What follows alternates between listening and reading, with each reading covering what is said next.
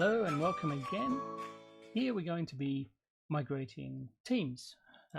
From the last video you would have seen we did the mail migration, the tenant to tenant for the two companies, the Zeotrobe and Planeium. Now we've got some people inside the Zeotrobe that we're using teams, and we want to migrate that data across to the Planeium system. So we have a look here. You can see we've got 3 teams: finance, sales and marketing, pretty standard. And if I just bring this up here, you'll see that we've got these channels. You can see they've been chatting away and doing things in there. You can see inside here there's some files. For demo purposes I just dumped a whole lot of music in there, but you'll see the idea when it does migrate. And in sales you can see they've got once again files again, and we've got a OneNote set up just with a few little items in there, a couple of pictures, that sort of thing. So yeah, pretty standard sort of Teams layout, but we don't want to lose that when we do the migration. So we're going to migrate everything from this team scenario into the Planeium.com tenant. So let me show you how I'm going to do that. I'm going to use the Migration Wiz tool from BitTitan. There really isn't a native way to do a migration in Teams, so we need to use that tool. So I'm going to start off and show you what needs to be done to get this happening. So jumping into the Migration Wiz console, you can see I've logged in and got the project screen up there, and I'll hit create project, and what I want to do is a collaboration project, this one here. Now before I get too deep into it with setting up the project, there are some prereqs that we need to do in both the source and destination tenant. So let me show you about those. There is a help article, and I'll show you one here. As you can go up to the top here, you can see where it comes from. So you know the normal help center, perform migration, 365 migrations, and teams. I'm interested in the permissions part here. We just scroll down here because it's quite a fundamental thing we have to do first, which is this guy. So what we need to do is essentially create a security group, as you can see, called Migration Wiz on both sides, on the source and destination. We need to take a user, create a brand new user that's cloud only, and just as a new identity, and give them a license for Teams and throw them into that Migration Wiz group. Now that's the username that we're going to be supplying the endpoints inside the Migration Wiz console. But we also have to do this full control link here on both the source and destination to allow the Migration Wiz backend to be able to get in and extract the data, for the Teams information we have. So what we do first is I'm going to grab this full control link. So we right click and copy link address, and we will jump into, well, first of all, I'm actually logged on here. You can see inside the 365 tenant for the TCG E5 demo, which is the target tenant. So I'll just jump to a new tab, paste that in, which is the one I've just copied over, and you'll see it will jump up and say what account. It has to be a global admin to do this. Let me just put that in quickly. There's our password, and I'll just have the authentication, the MFA ready. There we go. I'll jump in for us. Okay, and you can see it's coming up asking for these permissions to access Teams, which we will then say yes, we accept those, and it will just jump straight back to the BitTitan front end, which we can now close. So we're done on the target side. We need to do the source as well now. So jumping into the source tenant now, we'll just do a new one there. Just do paste and go for that. And we get the same type of message, log in there, permission required. That's what we need to do. We'll hit accept on that. And that just sets up, like I say, the back end to be able to talk into those 2 tenants. Okay. So let's now go to the active users, and we will create a new one. And I'm just going to call this MigWiz, and it'll be MigWiz. Now, you remember on the last video, we actually removed the Zeotrobe.com domain name out of this tenant and put it into the Planeium tenant. So now everything we log in as is going to be with you on Microsoft.com there. And I'll just give it a password. There we go. Next. And no, thank you. I will need to assign the license. It has to have at least a Teams license to be able to do that. Doesn't need any other rights. Just has to go in there, and all good. And we do need to now go into the groups. So we'll go in here and we'll add a group, and that'll be a security group. And that will be Migration Wiz. So why don't we just call that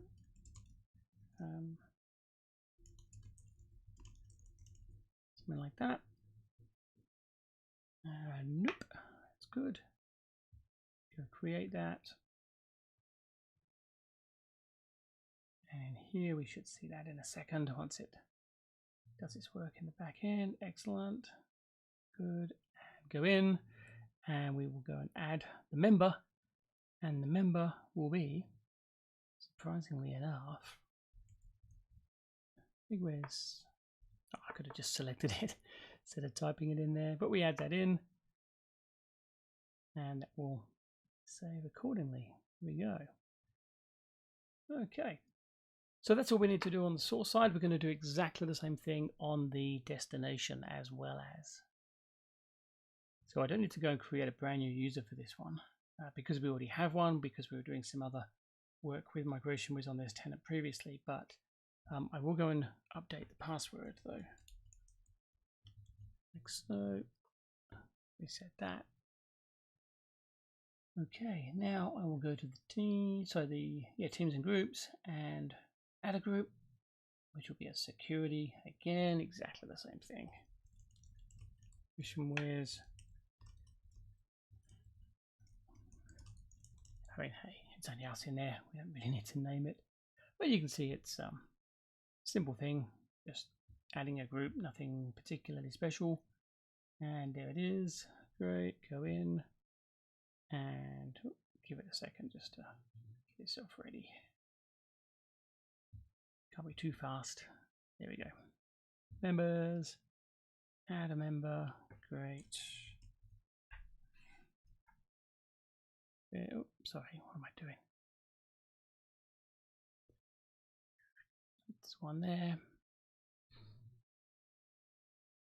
Let's save, and once that's done, we are good to go.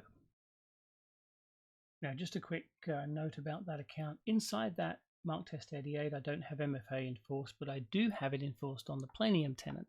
So what I've had to do is there's an all users MFA, which is part of that structure inside the conditional access policies in Azure, as you can see here. And I have excluded that MigWiz Planeium.com account from requiring MFA. You can't have MFA turned on for these Migration Wiz service accounts. So that's something important to remember. It does state that in here. You'll notice if we go down here, yeah, there we are. MFA must be turned off for this user. It's something that's easily overlooked, but you can see it's definitely not done here. And you can test that. You can log in as the user and test it and make sure that it's all in good order there. But that is an important step, as I say. And now then, let's go and create this. We'll give it a project name. Teams demonstration. We'll create a new customer for this one. Now, the primary email domain on this one is actually going to be test88.onmicrosoft.com, because obviously, like I said before, we moved the Zeotrobe out, so we can't use that anymore. So we just put those two in. Oh, good. Now we need to set up the two endpoints. So in our next step, he'll ask us for the source endpoint. So we'll say new there, and we'll call this one Teams, and Teams is a source. Now this is the MigWiz at test88. Obviously the source one. And our password there. Add that in. And then the next step, it'll ask for the endpoint for destination, which will be, call this one Planeium Teams, and Teams as a destination. Now, we're not obviously a GCC high tenant, that would be separate there, but it's going to be MigWiz at Planeium.com. Like so. Now there's a note here about using the Azure storage provided by Microsoft. There's a 5 gig threshold on that. It can work if you've got more than 5 gig. It's not recommended because it does slow down. That's where you can have the custom Azure storage, and you'd create your own Azure storage with the access key and what have you here. So this is important to note if you've got a larger migration that you're doing. In this one, we're just going to use the Microsoft provided storage because it's a smaller demonstration, but you can see you may need to put that in if you've got larger than 5 gig to move. Okay, so once we're done there, we'll go back to our summary and everything's good. We'll say save the version and we're into the project setup, as we can see right here. Now the best way to do this, really, we've always found is, I mean, you can do the quick add and bulk add, and you can see here adding the team nicknames in. If you want to do that, that's fine, but the auto discover is really the easiest way to do it. And if we hit auto discover here, you can see that it's I'm going to start that off and say start, and off it goes. Now this can take a little bit of a time to go through. I would say it's a good opportunity to stop and go and have a cup of tea, actually. So I'm going to do that and come back once this has told us about some things it's found in there. And we're back, and look at this, it's completed. It's found a sum total of 3 items. Huge migration, this one. But here we can download as a CSV, we can see what they are, and I would recommend that if you've got, you know, a few hundred teams in there, you might want to go and check those out. And what I've had good experience with is to marry that up against the discovery. So if you've used my Microsoft 365 discovery tool, you could do a report on the source and then a report on the destination, and just match up and make sure you don't have any name conflicts or anything with the things you're going to be bringing in.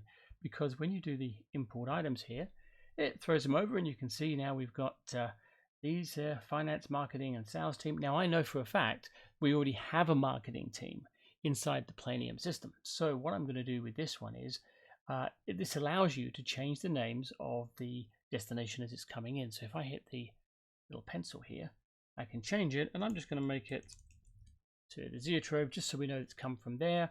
And I mean, later on we can change it back if and make it a different name if we want to, but for the purpose of importing, we're just going to do this and save item there. So really with these 3, we are now ready to go. So I'll show you what we do to kick those off. So as a start, I'm just going to do one first of all. I would recommend that you don't just kick them all off all at the same time in the first pass. We really want to just kick off one and see that it's doing the right things. So we just tick this one for finance, and if I say under the start menu, we can do full migration. Remembering this is not a sync tool, so this is a full migration pass that you're going to want to be doing. I mean, you can run it a second time if you need to, but it really is, like I say, it's a migration tool, not a sync tool. So as you can see here, it even says this is for a big bang or single pass migrations. You can see we've grabbed one. It tells you what licenses that you've got. Now, here is the important part with the passes you want to be doing, because you don't just migrate everything in one go and call it good. There's certain things you need to do in a certain order. And the first one is that teams creation. We refer to this one as the scaffolding. So this will just create the names, creates the channels, and creates that raw entity which is inside teams. Once that's set up, we'd probably leave it for an hour or so just to let the back end sort of settle down with that. And then we'd go into the migration of data. And you do the documents, OneNote, things first, and then last thing we do is we run another pass at the end, which would be for the document permissions. So in this particular kickoff we're going to do, I'm going to do the teams creation, so we'll do that. You can schedule it if you want to have it done at a later time, but for this we'll just hit the start migration, and you can see that will kick that off. So we're going to let that one go, and I'm going to keep an eye on this this target tenant here, and you can see we've got these 2 in here. So I'm expecting to see a finance one pop up as soon as this starts doing its work. But I'll just pause while it's doing that in the background. I'll come back to you and you can see what it's like when it's made that first pass.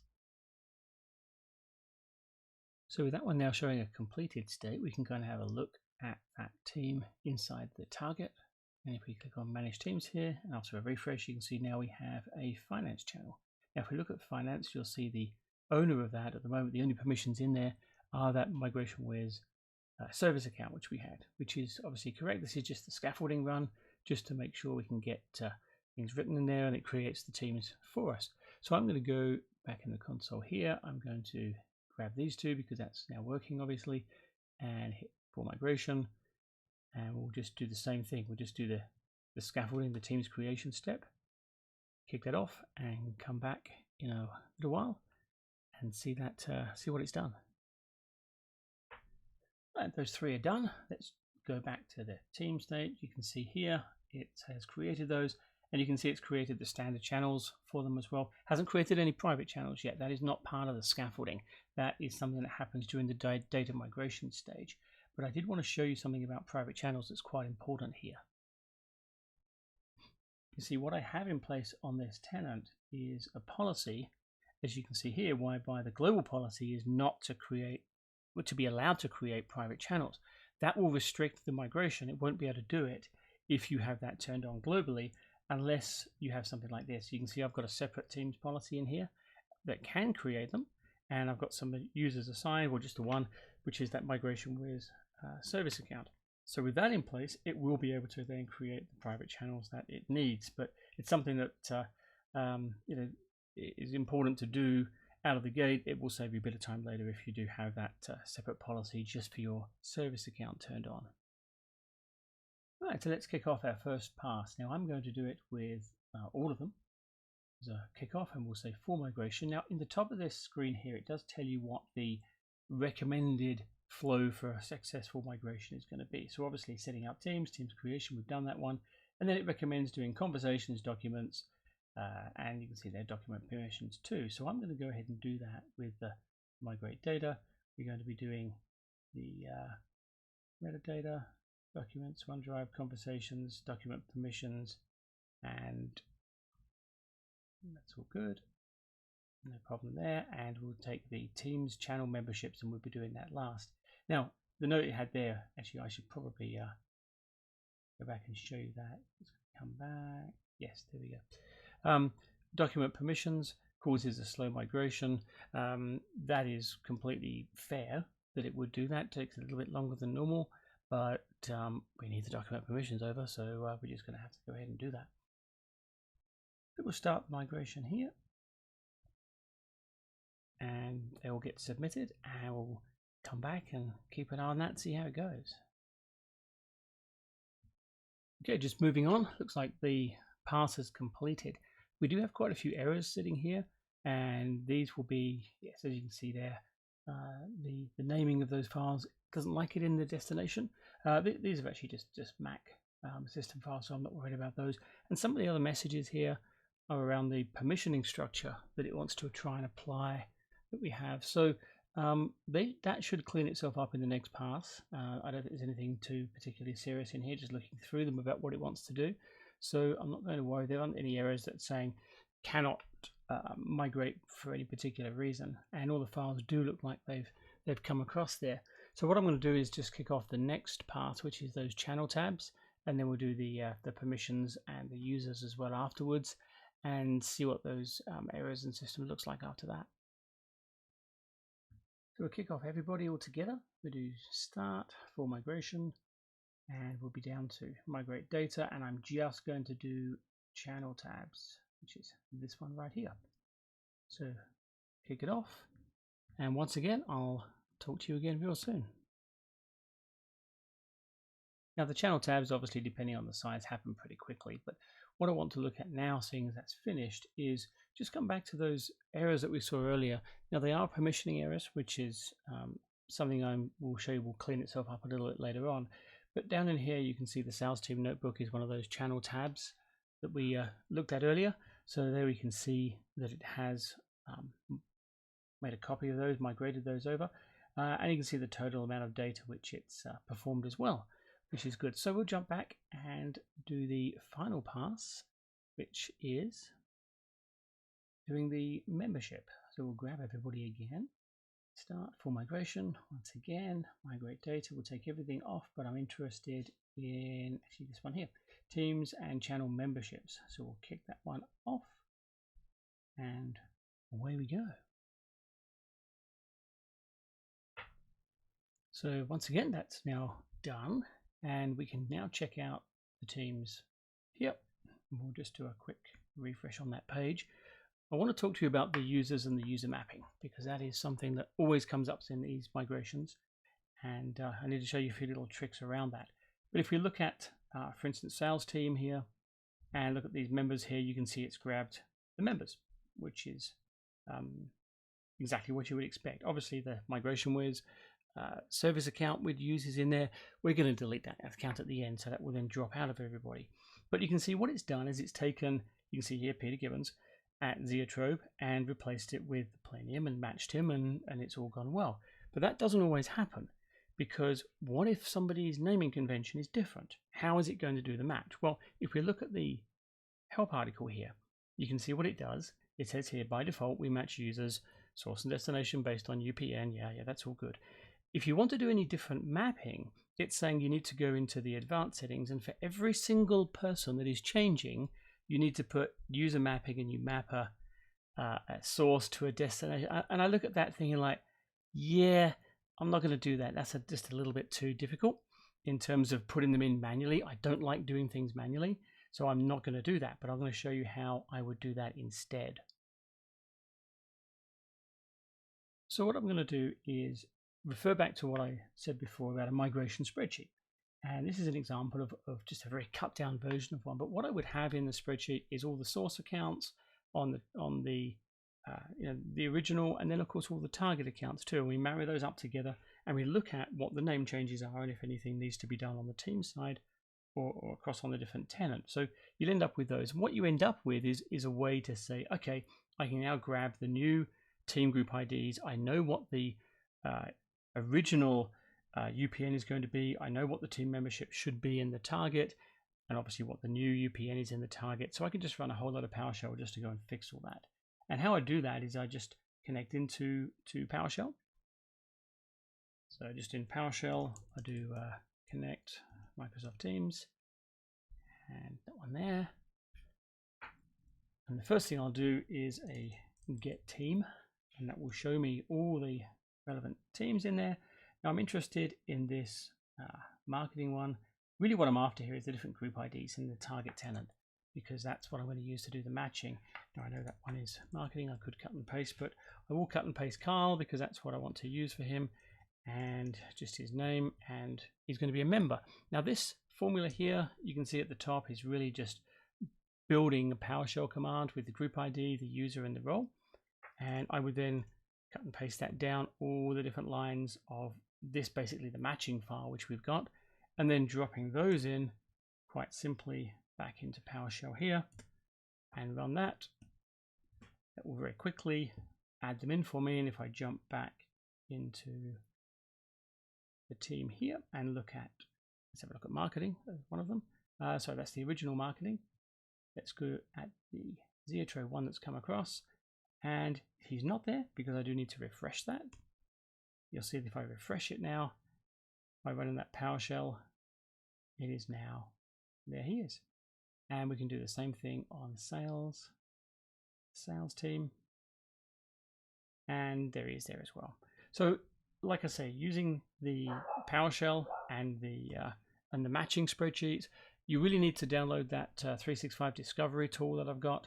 That will build you the sheets that you need to understand what the channel membership and what the usage is in the source tenant, and then you can create your mapping across to what the target tenant's going to be, put the group IDs in, and then you can just add on this little PowerShell to make those changes for you.